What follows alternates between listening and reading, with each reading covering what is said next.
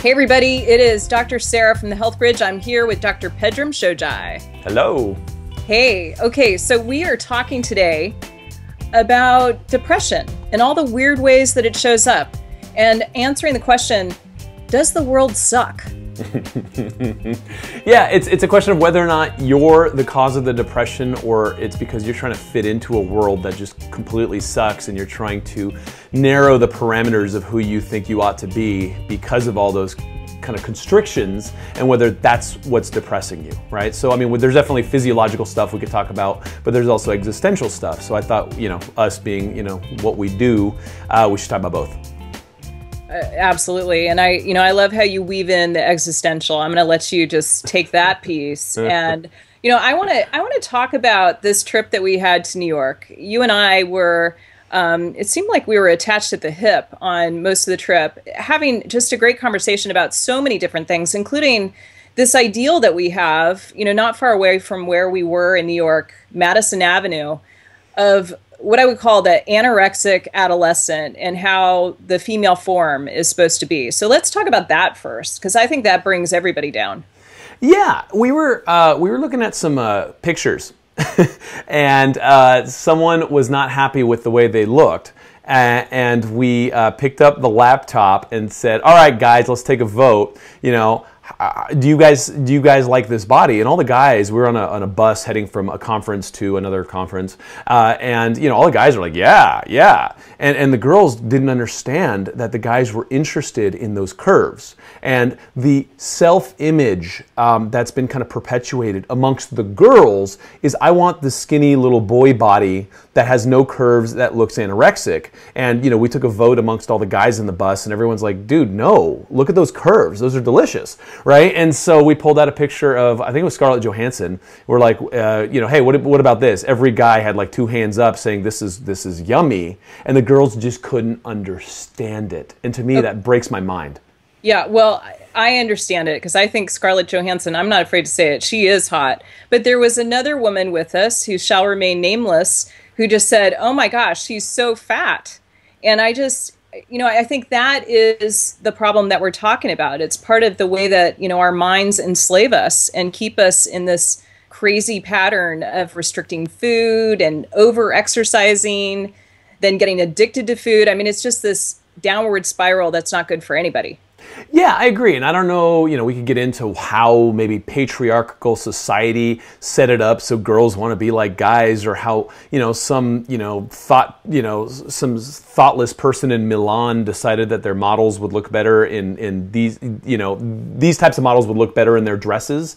But the meme has been programmed, right? The mental virus of girls wanting to be skinnier than is attractive to us men has been programmed. So, I'll think my wife looks amazing in something and she'll turn around and be like, I feel fat, or I feel like this is making me too big. And it just makes me like break my mind because look, I mean, we're genetically programmed to love those curves, right? They're wonderful. They signal things to us in our psyche that this is a voluptuous and fertile woman, right? And that femininity seems to be kind of out the door, and every girl wants to look like a little boy. And it's just, it's not in reality. Like if you're a girl who wants to be out there and attract men, guys, we don't like that.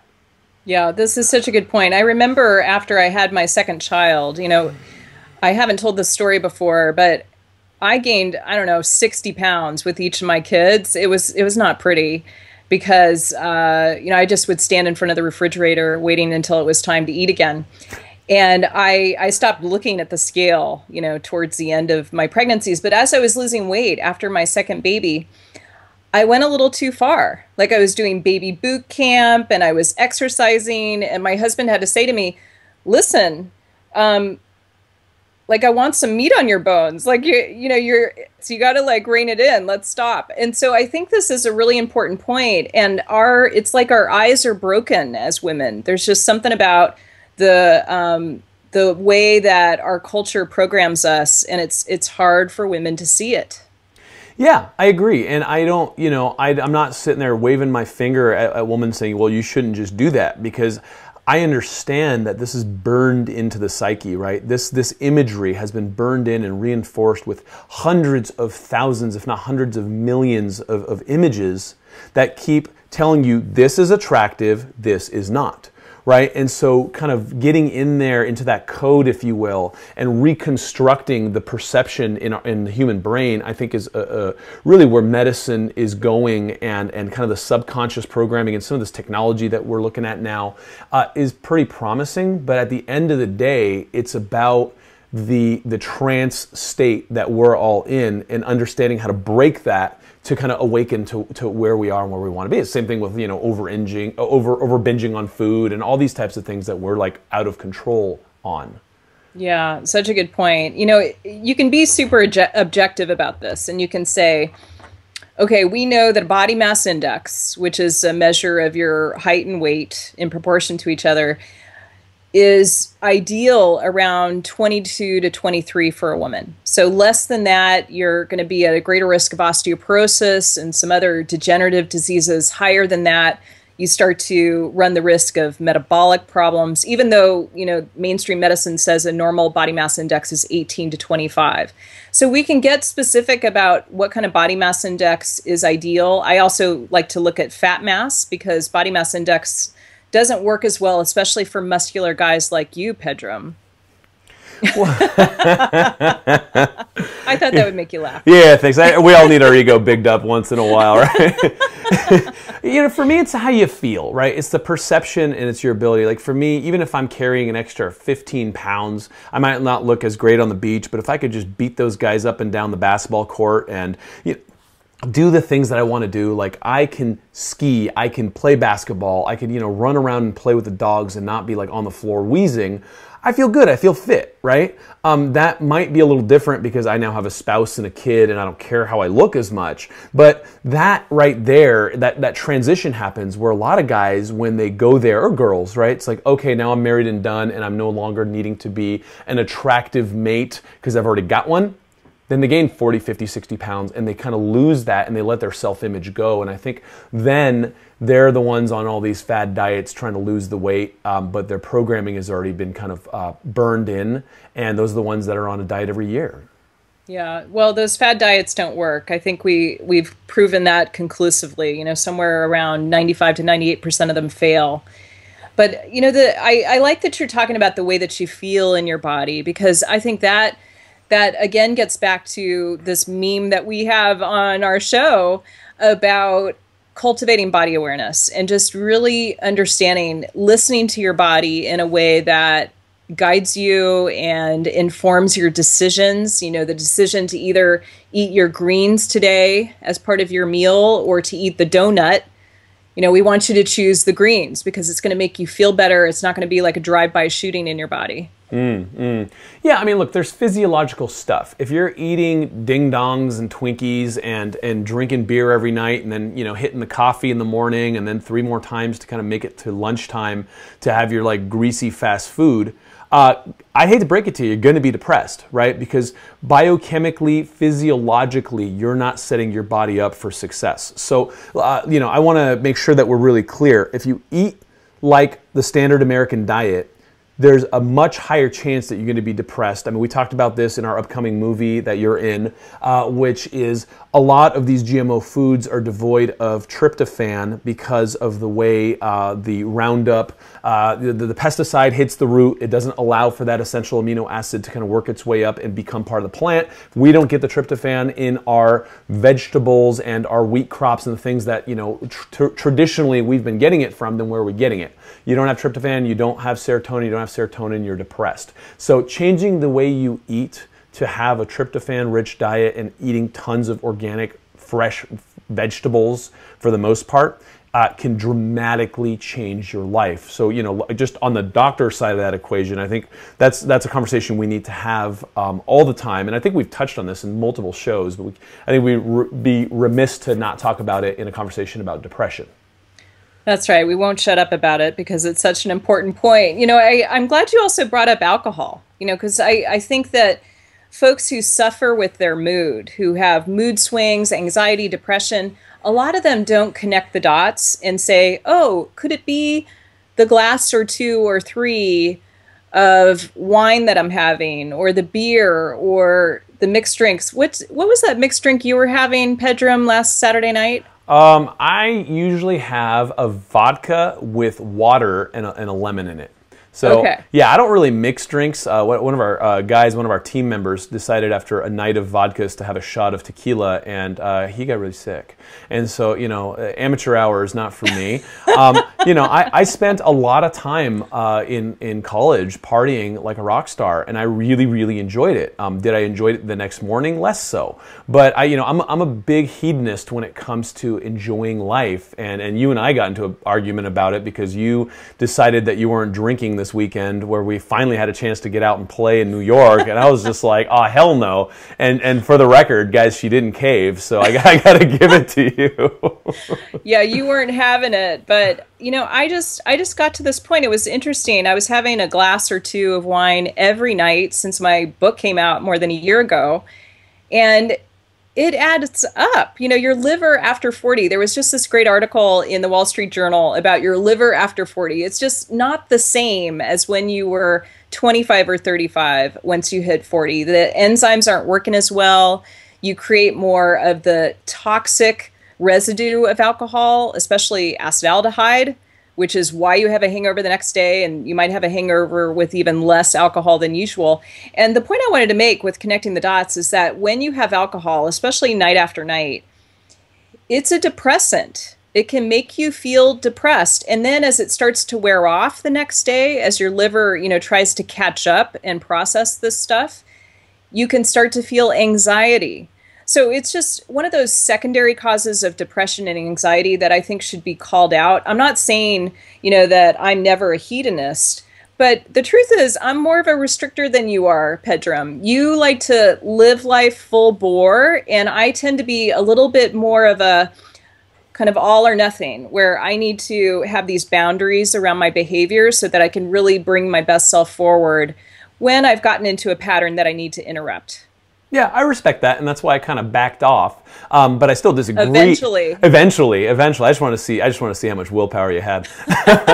No, actually, selfishly, I just wanted to party with you, and it just you were a good sport, and you hung out anyways. And I know how hard it is to hang out with people who are drinking when you're sober, because I did that for years when I was a monk, and it was just like, God, these guys are idiots. But it did make it a lot easier to swoop up the woman. I had this great experience with a friend of mine where we went on a double date, she and her husband, me and my husband, and we had a couple bottles of wine. We had just a really lovely double date together. And this was after a period of not drinking for about a year. And I said to my friend, this is my friend Joe that I go running with every Sunday, I said, hey, we can still have a really good time without the alcohol. It's just as fun. And she said, well, actually, it's more fun when you drink. So I just want to acknowledge that. Well, let's dissect this a little bit, because you've got book covers and all kinds of stuff coming up, and we're both busy health and wellness people. Okay, and so here you are, a health and wellness celebrity, and we know this because, and I'm not going to mention any names, but we know everyone in the health and wellness space, and people have a lot of issues with these kind of binge diets and self-image and all this. It's like, oh my God, I got to shoot. I'm going to behave for 3 weeks, 5 weeks, whatever, look really awesome, and have this cover photo that's enviable, and then I'm going to go back to life and kind of pork up again. And that's not necessarily, I think, healthy, and that's not what you're doing. But you got to shoot, you got to kind of do what you got to do and be healthy and clean up and all this. And I'm thinking to myself, okay, why wouldn't you start this on Monday, right? Not Saturday. Not Saturday or Friday, right? Because, but there's a big distinction, right? Is I don't drink 2 glasses of wine every night. As a matter of fact, I hardly ever touch alcohol throughout the week, and most weekends even. I don't even bother because it slows me down. But if I know I'm going to be in a weekend of debauchery with my friends in New York, I'm going to take off the brakes and I'm going to party like I mean it, because I think that there's a certain therapeutic value to finding yourself dancing on the tabletops and doing that, just kind of cutting free a little bit. So that's just my personal stance on it. Yeah, well, I really appreciate this point, and we all have our way. For me, we've talked before about how you're a permitter. You sink your teeth into life. I'm more of a restrictor. And, there's many different ways to come at this thing called life. And for me, I'd rather be pure and have pretty strict boundaries. It just works better for me to, get that solid 8 hours of sleep every night and to stop drinking and I'm done. Like I'm done until I get to a certain point. I want to be, when I do the photo shoot for the cover of my book, I want the whites of my eyes to really pop. And it may be after I shoot the book cover that I stay in that no alcohol place. Sorry, Pedram, for another 6 months because it just feels really good to me. Although I have to say, you and I are going to be in a wine cave in about 10 days. We'll talk about that another time. And the wines that they're serving there are very hard to resist. So we'll see how this goes. Whoa. So are you saying that you're going to plan on keeping your little bet with yourself through the wine cave? I don't want to make any promises, but there's something about the purity of the state that I'm in and the fantastic sleep that I'm getting every night. And I have like that Wayne Dyer thing happening in the morning, Pedram, that we talked about in another show where I like put my feet down on the floor and I say, thank you, thank you, thank you, not, where's my bulletproof coffee? Sure. Yeah, I think that there's a very strong argument towards not living on the yo-yo, and that's what you're doing. I think that, when we talk about purity, I mean, I'm usually like overly pure. I'm boring to my friends, right? But if I'm in a party, I'm going to be a pure channel for that party energy, and I'm just going to go for it. And, I'm talking about 6 in the morning is too early if I can get it, but it starts to hurt. And that's, oh God, it's like once or twice a year now. I'm not nearly that exciting. But, I think... I'm not sure about that once or twice a year. Who are you trying to fool? Well, let's think back. I can't even think of the last time we did that. You know what I mean? And that's part of being an adult and part of having kids and all that kind of stuff, right? It's not, you can't really take it deep when you got too many responsibilities and you're captaining your ship and all that. And so I hear you. I think it's, I think it's a point that we'll respectfully disagree on in terms of how to turn up the fire. But, we'll see, in the end, it's about how you feel and whether or not you're going through these yo-yos. Because look, guys, depression is real. But is it a physiological depression that's coming from biochemical insufficiencies or imbalances from how you're living life? Or is it because you're in the wrong job and you're talking yourself into, staying into some role that isn't necessarily, in line with your dreams and aspirations in life? And I think that that's something people are not really asking. People have just accepted reality for what it is. I mean, we just did a show on psychotropic drugs, and I thought that was awesome. I really enjoyed that show. So if you guys haven't listened to it, go back and listen to that one with Larry from Be Well Buzz. But I think this is something we should just open up for a minute because it's an important point. It is an important point, and I really want to encourage our listeners to engage with us. Like, tell us what you think. I really appreciate how you framed this quandary. Is it your biochemistry? Is it, the lack of meaning in your life or the job that you hate? Is it both, right? I mean, you're the master of both end instead of either or. You said, how did it go? The fun happens in the gray. And so I agree that, there's this chicken and egg phenomenon. I don't know how important it is to tease it out, especially if you address both. And all of us need to address both. I would say that's kind of our full-time job on this planet, to be optimizing our biochemistry together with optimizing that search for meaning. Yeah, and I think that that's been, the scalpel has kind of carved that up in our culture. And, you look at traditional cultures and even in their medicine, even like Ayurveda or Chinese medicine, it's mind, body, spirit are always part of the overall health equation, right? And in Chinese, we call it your shen or your spirit. And like, it's a diagnosis. You look at them, you say their shen is dead, right? And that's a big thing because physiologically, you'll see heart problems, you'll see all kinds of things show up. You'll see depression show up if the spirit is dead, right? So what brings your spirit to life is play. What brings your spirit to life is love. What brings your spirit to life is meaning and purpose and being plugged into something bigger than yourself. And I think that any conversation about depression that skips these steps is absolutely foolish and is why so many people are on these stupid drugs all the time, because the doctors will just throw a drug at them and say, you know what, you got this thing, now take this and go away because I can't help you, because society can't help you, because we're all fucked up. Do we have to put an explicit label on this one too? Because you just said that? Yeah, we do, but I don't care. That's how Pedram rolls. Let's just make that clear right now. Do we have a sexy librarian moment here? Do you want to add anything else for our listeners to be of maximal service today? Yeah, how about an exercise? Oh, good, yes. Yeah. If you're listening to this and you're like, yeah, I struggle with depression, I have a hard time trying to figure out where I'm going in life, and all these types of things that are so up front and center in modern living, what you can do this evening is just start writing down the things that you loved doing as a child. The things that you could imagine yourself doing for the rest of your life, if money were not part of that equation, right? And really say, look, God, what I really want to do is run a bed and breakfast in Bali, right? And that's my dream in life.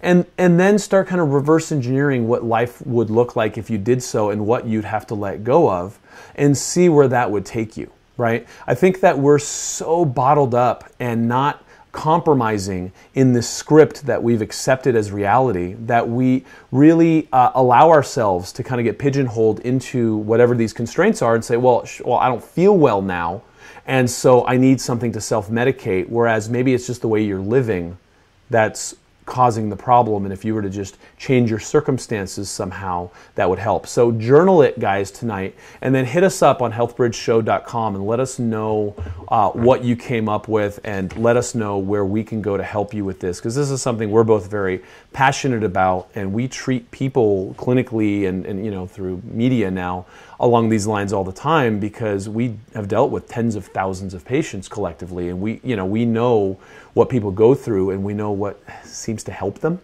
Mm-hmm. So true. And, we actually heard from many of our listeners who said, life sucks and I don't know what to do about it. So this show is for you. Like, we really wanted to start talking about this, talk about the way it came up in New York. I'm going to do a quick little sexy librarian moment here about depression. Does the world suck? So number one, I'm going to talk Pedram language here. Guys dig chicks with curves. So that body image dysphoria that you have, like, that's a really important part of the crappy mood that many women have. Sometimes the number on the bathroom scale determines your mood all day long. We got to interrupt that pattern right now. Number two, I talked about more specifically this idea for women of a body mass index of 22 to 23 that's been shown to be associated with the lowest risk of degenerative disease. It's a bit higher for the guys. Fat mass, I think, is also an important indicator. Number three, we talked about alcohol as a depressant, and we had a little point-counterpoint when it comes to alcohol.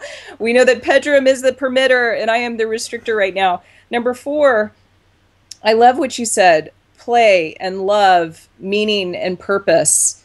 That is what brings more spirit into your life. It infuses you with spirit. And along those lines, number five, you talked about this chicken and egg. The biochemistry of depression and feeling like the world sucks versus the lack of meaning in your job or in your life. Like, how do we change that? How do we up-level both sides of that equation, both the chicken and the egg? And then number six, you gave an exercise. I really like this. I thought you were going to go Marty Seligman on me and talk about what went well. This idea, he talks about this study where you spend 5 minutes every night before you go to bed with a journal for 7 days. So we're talking 35 minutes here, talking about what went well that day. But you had a little Pedram tweak there where you talked about, what rocked your world as a kid. Connect to that. We know that this study from Marty Seligman at the University of Pennsylvania, he showed that people who did this exercise for 5 minutes, 7 days in a row, were happier compared to controls. And that lasted 6 months after they did the study, which is so cool. It's an antidote to depression. Seligman's a hero. Positive psychology is awesome. And for you guys that are out there, maybe, talking to a psychologist 1 or 2 times a week for the last 5 years and not really seeing the needle move, maybe it's time to also look at some of the new innovations in the space and realize that there's a renaissance, right? You don't have to sit there and rehash the garbage day in and day out and have some of the benefits. I mean, yes, it's therapeutic, and yes, it's very valuable, and I don't want to poo-poo it, but there are some very nice innovations in how we're looking at psychology right now, and Seligman's really on the forefront of that, and it's certainly worth looking at, because you know what? You don't have another 5-6 years to waste. That's 5-6 years away from your children missing you at 100%. You know what I mean? Your family wants you here. And so we're going to have a gentleman by the name of Bo Eason on the show soon, who's awesome. We just saw him at a conference. And one of the things that he said that I found very valuable, and Sarah and I just nodded as soon as he said it, was just, you know, we've agreed kind of collectively to accept mediocrity in life. And I think we should do a whole show with Bo on that, because I just think that's absolutely fundamentally unacceptable, and it's leading to all of these issues of people just being bored and depressed because life's not awesome anymore and no one's a hero and the hero's journey is just gone. We can just watch it on movies. Amen, brother. Down with mediocrity. Right there with you. Let's find the entheogens, the things that really amplify your joy and happiness. Bring you closer to spirit and bring you closer to that pure love that's life. So, God, I love doing this. So, Sarah, we will see everyone next time. You guys, let us know if you want more and say, look, you guys kind of talked about the biochemistry of depression, but I need a little more than that. We'll do a whole show on it, but you got to tell us, okay? Yeah, tell us, absolutely.